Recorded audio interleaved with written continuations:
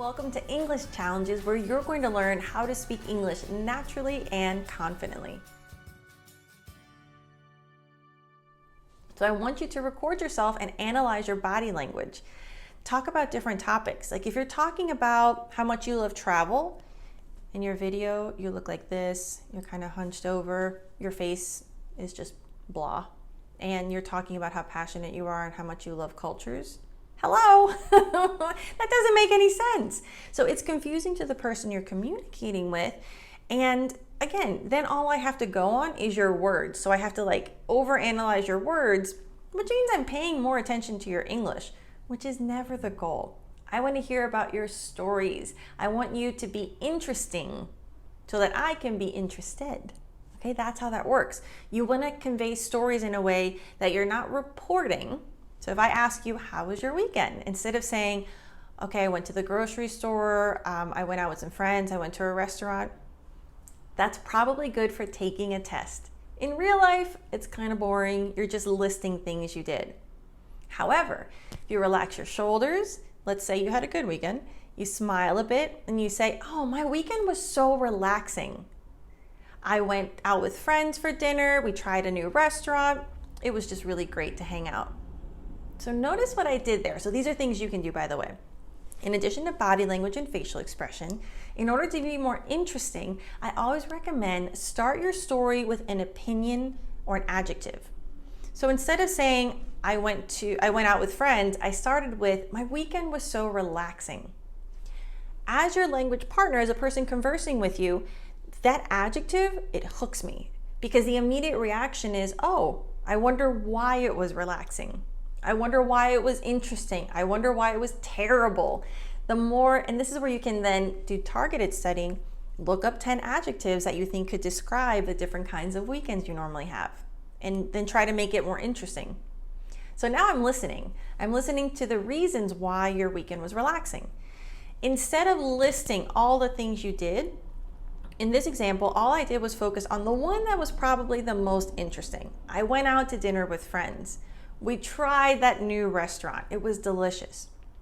And if I focus on just the most interesting part of the weekend, then I set up the other person for continuing the conversation, because then I'm probably going to ask, oh, what new restaurant?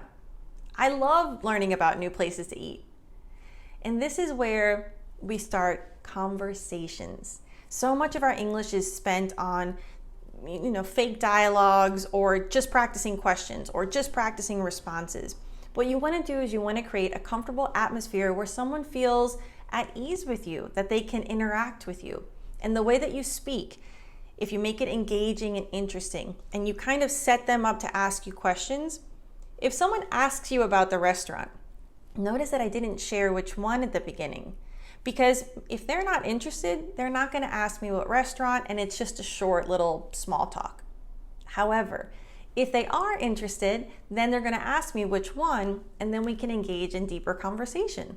So this is where, instead of reporting, you just share what's essential and you frame it in a way that it gives the other person an opportunity to engage.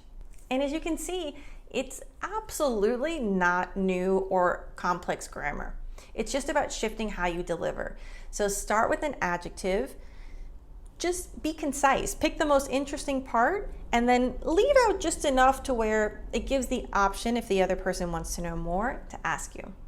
Remember, you're not learning English so that you can just be in your room watching Netflix all day. You're learning English so you can be a part of the culture and a part of conversations. Whether you live in an English-speaking country or you have language partners, you talk to people online, maybe make friends in the comments, which, by the way, that's something else you can do. In the comments, when someone leaves a response or something, you can reply and try to engage them in conversation by using similar techniques. So this is good for written English as well. But for spoken English, you can also have the opportunity to improve your delivery by this. Okay, I want you to convey energy. And this is where recording yourself allows you to see the brutal truth. And it's not so that you can criticize yourself or feel shame. It's so that you can understand points of improvement. You can see that maybe you're using or your eyes are always like Yeah, so this weekend I went to, but you'll see that in real life, if you're not engaging with eye contact, it makes you look either uninterested or confused.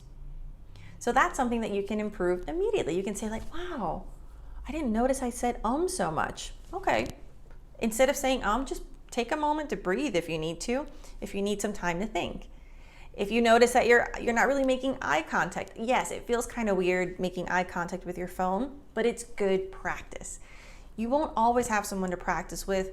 Maybe you can't afford an online teacher, or you can afford it, but you don't have time, or you don't have a speaking partner. None of these are excuses. If you have a phone, you're good, okay? You've got YouTube, you've got me and my tips, and you can record yourself to analyze. In fact, play both parts of the conversation. Then you can see if you were talking to yourself, did you leave, room for engagement? Did you set the other person up to continue the conversation? So any excuse that you have, like, oh, my high school English was terrible, my country doesn't encourage us to speak, it's all writing, or oh, I'm too shy, or if I could, forget it. If I could afford more classes, I don't have a teacher.